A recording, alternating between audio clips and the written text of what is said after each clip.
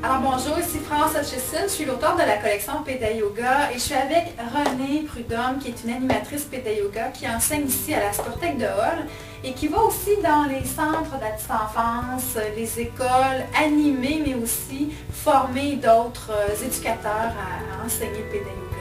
Aujourd'hui, avec Renée, j'aimerais ça qu'on parle un peu des 3 phases qu'on pratique avec les enfants.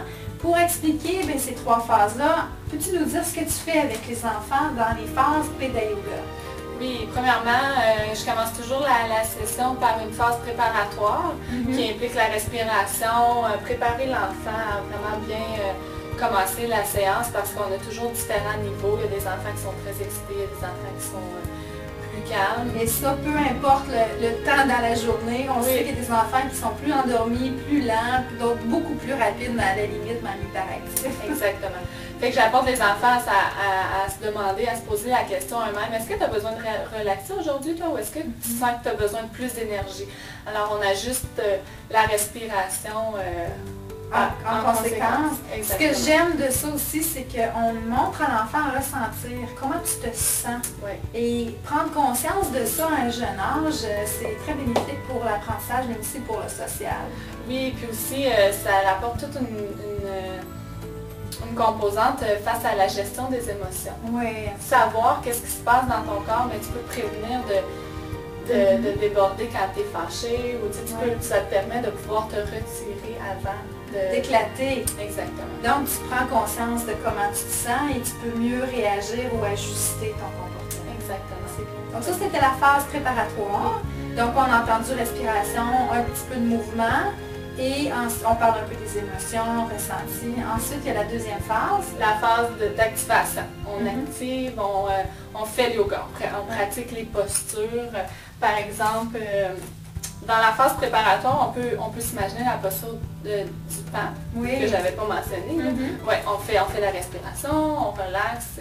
Et c'est souvent des positions où on est plus assis, j'imagine? Oui, assis, couché, la posture de la souris, puis comme vous pouvez voir, c'est très imagé, fait que les enfants ils aiment ça. Oui, ils aiment ça. C'est visuel. Donc ça fait partie de la collection Pédé Yoga, justement. C'était pour imager c'était quoi les postures de yoga. Oui.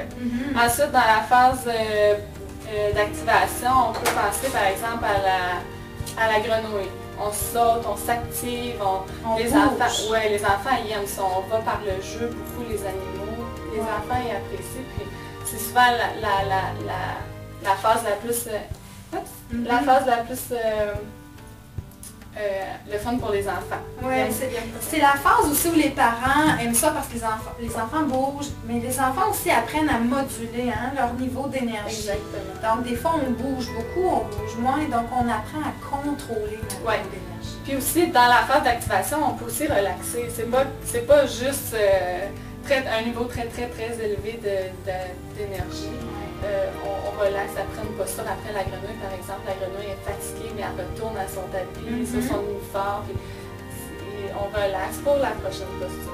Et on peut en faire quelques-unes comme ça dans la phase d'activation. On peut faire la grenouille mais on ajoute aussi d'autres postures. Oui, exactement. Et ensuite, je te relaisse tes cartons, la troisième phase. La troisième phase, la phase relaxante. On finit toujours par une phase relaxante, par exemple le nuage ou la souris ou peu importe. Puis là, c'est le retour à la respiration, le retour au centrage sur soi-même. Puis on respire, puis on relaxe, on se calme. Ce que j'aime de cette phase-là, c'est la phase où les mémoires cellulaires enregistrent. Notre corps enregistre ce qu'il a fait, ce qu'il a pratiqué. Les enfants adorent cette phase-là parce qu'ils intègrent tout. C'est un moment où, je ne sais pas si c'était comme moi, si tu vois ça, mais les enfants, on leur donne la permission de s'arrêter. Et on peut faire des visualisations. Quoi d'autre que tu peux faire pendant cette phase-là? Moi, je vais inviter les parents, si c'est une classe parents-enfants, je vais inviter à faire des points de pression, de relaxation, ça au niveau des yeux, dans le cou. Massage aussi, j'imagine? Oui, les massages, mais les massages relaxants. Souvent, on va chatouiller, mais c'est énervant pour les enfants, ils n'aiment pas ça. C'est plus des pressions. Des pressions, puis encore une fois, ça apporte la conscience de soi. Ok, c'est ça que c'est mon corps quand il relaxe. On a comme une pression, on relaxe, puis je permets à mon corps de me relaxer et de me détendre. C'est ce que ça fait. Puis ce que j'aime de ces 3 phases-là, c'est que les enfants apprennent à faire des transitions entre les sessions, entre les mouvements.